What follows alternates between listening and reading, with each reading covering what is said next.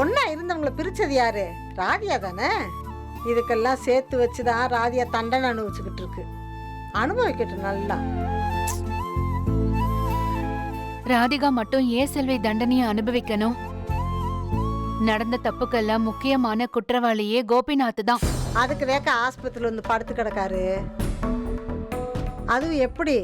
நெஞ்சு வலிக்கும் போது கூட உதவி செய்ய ஆள் இல்லாம கஷ்டப்பட்டு யாரை வேணாம்னு தூக்கி வீசினாரோ அவங்ககிட்டே போய் உதவிக்கு நின்று இப்போ உசுரை காப்பாத்திக்கிட்டு படுத்து கிடக்காரு. இதை விட பெரிய தண்டனை அவருக்கு என்னக்கா கிடைக்க போகுது? முன்னாடியெல்லாம் யாராவது தப்பு பண்ணா அடுத்த ஜென்மத்தில் அனுபவிப்பாங்க. இப்பெல்லாம் அப்படி இல்லைக்கா, உடனுக்குடனே தண்டனை கிடைக்குது. மேலேருந்து ஒருத்தர் பார்த்துக்கிட்டு தானக்கா இருக்கியா? அதை மறந்துட்டு ஆடுனா இப்படி தான் நடக்கும். அக்கா, நீ கண்டதையும் போட்டு யோசிக்காதக்கா.